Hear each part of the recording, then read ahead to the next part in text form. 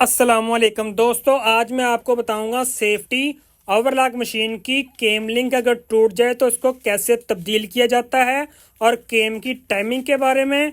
और ये सब सेफ्टी के रिलेटेड जितने भी मसले मसाइल आते हैं सब की वर्किंग आपको मैं बताता हूं और इसकी फिटिंग दिखाता हूं। तो सबसे पहले आपने इसका टैंक खोल लेना।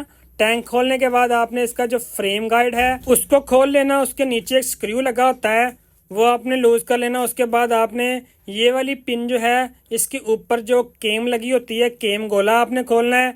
ये साइड पे एक छोटा सा क्लम्प टाइप पतरी लगी होती है, ये 3 स्क्रू लगे होते हैं, इसको आपने खोल लेना है। इसके अंदर बैरिंग होता है, वो बैरिंग निकालने की ज़रूरत नहीं है। तो इसको खोलने के बाद मैं आपको बताऊंगा कि इसके बाद आपने फिर क्या खोलना है। तो ये पिन खोल लें, अगर खोलनी नहीं खोलनी तो ना खोलो, ठीक है। उसके बाद ये डाई के 2 स्क्रू लगे होते हैं इस केम को, तो आपने इसके दोनों स्क्रू जो हैं वो लूज़ कर लेने हैं। लूज़ करने के बाद आपने इसको प्रेस करना। प्रेस करने के बाद बैरिंग जो है वो बाहर आ जाएगा।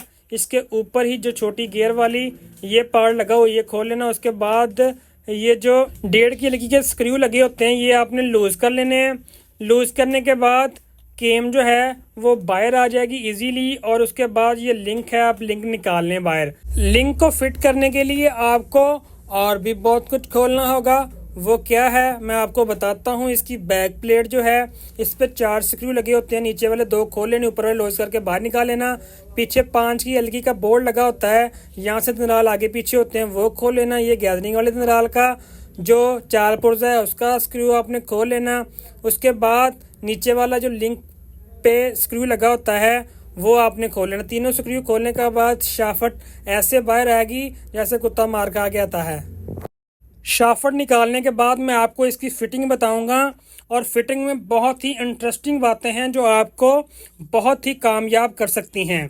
ये आप देख सकते हैं, ये वाली जो पिन होती है इसका बड़ा कमाल होता है। अगर ये पिन उल्टी लग जाए तो मशीन का टांका जो है वो बड़ा नहीं होता। ये देखें, आप देख सकते हैं ये उल्टी लगी हुई है। आपने इसको सीधा इस तरह लगाना है कि ये जब फिट हो तो ये आपकी तरफ होना चाहिए सुराख। अगर उल्टी तरफ होगा तो मशीन का टांका जो है वो बड़ा नहीं होगा। ये पतरी का जो फंक्शन होता है वो ये है कि जब आप टांका बड़ा छोटा करते हैं तो आपका केम जो है वो टाइट हो जाती है टांगे वाली, नहीं तो टांका फ्री होके चलती हुई मशीन का आप पे भजी फिरता, ठीक है।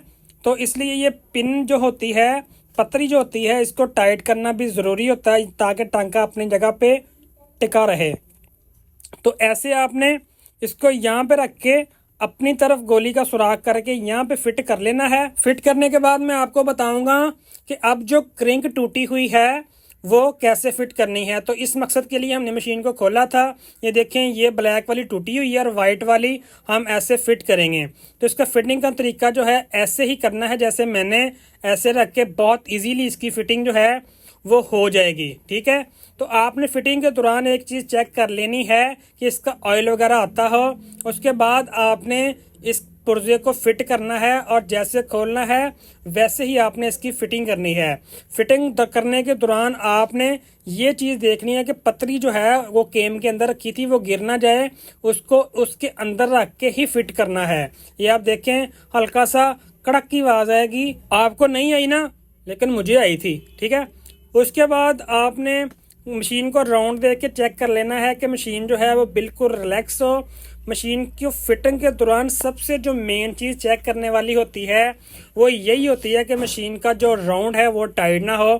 तो ये जो बड़ा स्क्रू होता है ये आपने अंदर वाली साइड पे रख के, तो ये 2 छोटे से टेके बनी होती हैं, इनके दरमियान रख के आपने फिट करना है, नहीं तो आपका टांका कभी भी ठीक नहीं हो पाएगा, ठीक है। तो यहाँ पे आप इसको रखें। रखने के बाद मैं आपको इसकी टाइमिंग बताता हूँ कि इसकी टाइमिंग और एडजस्टमेंट कैसे करते हैं। ये देखिए, जो पहले वाला स्क्रू है आपने दोनों स्क्रू आमने सामने टाइट कर देने हैं। ये आप देख सकते हैं, दोनों स्क्रू अगर आप सामने रख के टाइट करते हैं तो आपकी टाइमिंग जो है वो परफेक्ट होगी। ना तो टांका जो है वो ओवर होगा और ना यहाँ पे छोटा होगा। इससे मशीन जो है वो अपनी परफेक्ट सेटिंग पे आ जाती है। तो अब लगाते हैं इसकी ये वाली पिन जो टूटी हुई थी, ठीक है। पिन को लगाने के लिए आपने पिन का जो कट होता है सेंटर में वो आपने सीधा रख के उसके ऊपर 2 की हल्की का बोल्ट लगाना है। वो आपने ख्याल रखना है कि जो बोल्ट जब लगाना है वो कट पे ही रहे, नहीं तो चलती हुई मशीन का जो पिन है वो बाहर आ जाती है। इसलिए आपने पिन जो है वो कट पे ही स्क्रू टाइट करना है, जैसे मैंने किया। फुल टाइट कर लिया। अब टाइट करने के बाद शाफ्ट लगाते हैं। शाफ्ट को बिल्कुल इजीली जाना चाहिए, आपने कोई भी चोट नहीं लगानी। अगर आप चोट लगाएंगे तो ये मसला जो है वो मशीन टेढ़ी हो जाएगी और इसकी कोई ना कोई लिंक जो है वो टेढ़ी होकर मशीन जाम हो जाएगी और टाइट होगी। तो अब हम करते हैं इसके दंदराल की सेटिंग। तो दंदराल की सेटिंग जो होती है वो पीछे वाले जो स्क्रू होते हैं 5 की हल्की बोल्ट वाले, उनसे इसकी सेटिंग होती है आगे पीछे की। तो तकरीबन आगे वाले दंदराल पहले लगे हुए थे, वहाँ पे बराबर रख के आपने इसकी सेटिंग जब करनी है तो निडल प्लेट लगा के ही सेटिंग होनी है।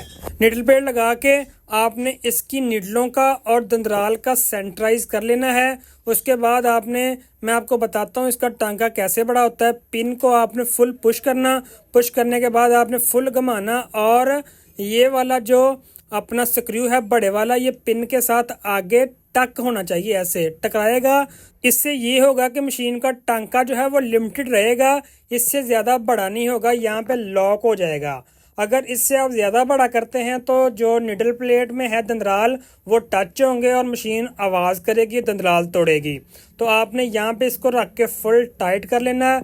जैसे जैसे आपने मशीन की फिटिंग करनी है, मैं आपको बार बार बता रहा हूँ कि आपने मशीन को राउंड देना। राउंड देने के बाद आपने चेक करना कि मशीन रिलैक्स होनी चाहिए। उसके बाद आपने ये हल्की वाले स्क्रू जो खोले थे छोटी पतरी वाले, ये भी आपने टाइट कर देने। ये टाइट करने से ये होगा कि आपका जो टांका लॉक होता है वो थोड़ा सा टाइट हो जाएगा, बार बार चलती का लूज और जो है टाइट नहीं होगा। ये आप देख सकते हैं। और अब मशीन को आप राउंड दे के देखें, मशीन ओके है। उसके बाद आपने दंदराल जो है आगे और पीछे चेक कर लेने हैं कि लगते ना हो। उसके बाद पिछला 5 की हल्की वाला स्क्रू टाइट कर देना है। उसके बाद ये वाला जो स्क्रू लगा होता है ये वाला, ये भी आपने दंदराल का सेंटराइज करना है। ना तो गैदरिंग वाला दंदराल आगे लगना चाहिए ना पीछे लगना चाहिए, टांका फुल बड़ा करके। उसके बाद आपने ये फर्स्ट वाला जो है स्क्रू, ये भी आपने यहाँ पे मर्जी आप इसको टाइट कर सकते हैं, इसका कोई मसला नहीं होता, दोनों की टाइमिंग होती है। तो उसके बाद ये पिन लगाते हैं। पिन लगाने के बाद मैं आपको गोले की टाइमिंग बताऊंगा, केम गोले की। अगर आपकी केम गोले की टाइमिंग जो है वो ठीक ना हुई तो आपकी मशीन ने टांका नहीं लगाना और बार बार जो है वो धागा तोड़ना है।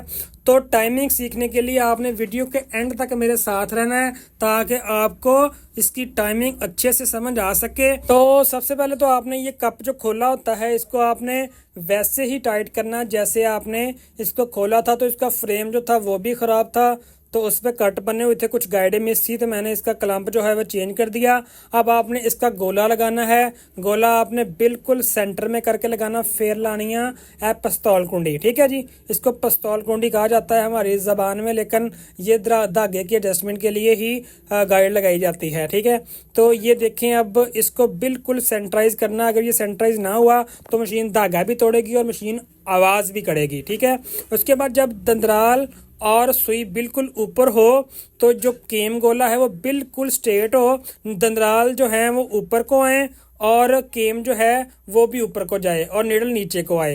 ये सब कुछ ऊपर नीचे होता रहेगा, आपने परेशान नहीं होना। इसकी ये प्लेट लगाते हैं तो प्लेट के स्क्रू भी आपने अच्छे से टाइट करने हैं। अगर ये स्क्रू लूज रह जाए ना तो मशीन जो है वो ऑयल देती है बाहर, तो ऑयल कम होता है, ऑयल ज़ाया होता है। तो आगे आपको पता है ऑयल के कितने मसले बने हुए हैं, बड़ा महंगा भी हो गया है, इसलिए आपने इसको अच्छे से टाइट करना है। उसके बाद आपने इसकी ये वाली जो पतरी है, इसे ब्लफ वाली पतरी भी कहा जाता है, तो इसको पतरी को आपने लगा देना है। लगाने के बाद जो इसकी फिटिंग है वो साथ साथ होनी है, वो तो आप करना जानते भी हैं, लेकिन फिटिंग करना और फिटिंग करने के लिए तरीकाकार आप इस्तेमाल करते हैं। अगर वो परफेक्ट और बेहतरीन होगा तो फिटिंग तब ही बेहतरीन होगी। तो इसका ये लिफ्टर जो था वो भी ख़राब था, इसका जेन्युइन स्क्रू हमारे पास अवेलेबल नहीं था, तो हमने नॉर्मल स्क्रू लगाने के बाद इसको अब फिट करते हैं। फिट करने के लिए आपने ये स्क्रू जो हैं ये भी आपने पूरे और फुल टाइट करने हैं। नहीं तो इसका बेसिकली इसका जैन भी होता है, अगर जैन ना हो तो ये भी ऑयलिंग जो है वो प्रॉब्लम आता रहता है, कपड़ा ख़राब होता है। तो हमारे पास जैन अवेलेबल नहीं था तो हम ऐसे ही इसको टाइट कर लेते हैं। टाइट आपने अच्छे से कर लेना है। टाइट करने से ये होगा कि ऑयल जो है वो कवर होता रहेगा। तो जब भी आपने ऐसे कोई भी चीज़ स्क्रू टाइट करने हैं तो आपने प्रॉपर बैलेंस में रख के साथ साथ टाइट करने। ये नहीं होता कि एक को टाइट कर दिया दूसरा उस तरह रह गया, जिस तरह चार जाए घर दे होने तो तीन भुखे रह जाते, एक ने रज के खा लिया। ठीक है, ऐसे ही होता है इनके साथ भी। तो अब इसका साइड कवर और टापा लगाते हैं। ये देखें बुश, देखें बुश को जब आपने फिट करना है तो सुराख सामने होना चाहिए। और अगर आपका टापा फिट नहीं बैठता तो आप इसकी सेटिंग उस बुश से कर सकते हैं। राउंड घुमा के 2 की हल्की का स्क्रू लगा होता है। एडजस्टमेंट करने के बाद आपने इसको टाइट कर लेना है। उसके बाद पीछे वाली जो पतरी है ये इस तरह आपने इसको फिट करना है। ये भी तरीका बहुत ही सिंपल और बहुत ही आसान है, लेकिन अक्सर ये होता है कि अब जब भी मशीन इतनी ज़्यादा खोलते हैं तो आपको कुछ ना कुछ जो पार्ट्स मीन्स स्क्रू होते हैं वो मिस हो जाते हैं। तो बहादुरी इसी चीज़ की है कि जब भी आप काम करें तो आपका कोई भी स्क्रू जो है वो मिस नहीं होना चाहिए। तो आप पूरे मुकम्मल कोशिश किया करेंगे, ज़हन में रखा करें कि कहाँ से स्क्रू खोला था और आपने वहाँ से ही फिट करना है। उसके बाद मैं आपको बताता हूँ कि इसकी जो बूट पैर की सेटिंग है वो कैसे करते हैं। बूट पैर इस मशीन को लगा नहीं हुआ था तो इसकी सेटिंग जो है वो हमें दोबारा करनी होगी। तो ये बहुत ही कॉमन फॉल्ट है, इस वजह से मशीन टॉप भी करती है, सुइयां भी तोड़ती, धागा भी तोड़ती होती है। तो ये बूट पैर जो बैठ नहीं रहा था, पीछे 5 की हल्की के साथ इसको एडजस्टमेंट नीचे करके थोड़ा सा इसको नीचे बैठाया। उसके बाद हम निडलों का सेंटराइज करेंगे। निडलों का सेंटराइज करने के लिए पीछे 2 की हल्की स्क्रू लगा होता है। ये बुश आपने लूज करना है। लूज करने के बाद आपने जो इसके निडले हैं उनका सेंटराइज कर लेना है। ये आगे पीछे बिल्कुल बुश फ्री हो जाएगा। तो यहाँ पे दोनों जो निडले हैं सेंटराइज होती हैं। उसके बाद आपने इसको फुल टाइट कर लेना है। तो यहाँ पे जो मशीन है वो आपकी परफेक्ट होगी। अब सामने हम लुपर कवर लगाएंगे।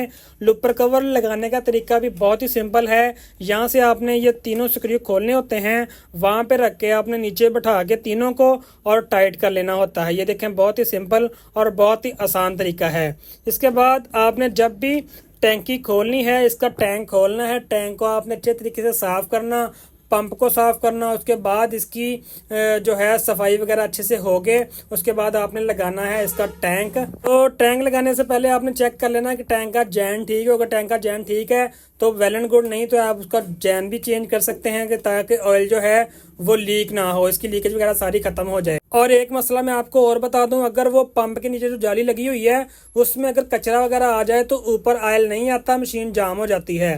तो इसलिए आपने जाली वगैरह साफ करते रहना है। मंथ में 1-2 बार या कभी कभी ऑयल कम हो तो आपने खोल के उसको साफ कर लेना होता है। उसके बाद आपने ऑयल वाली टैंकी जो है वो लगा लेनी है।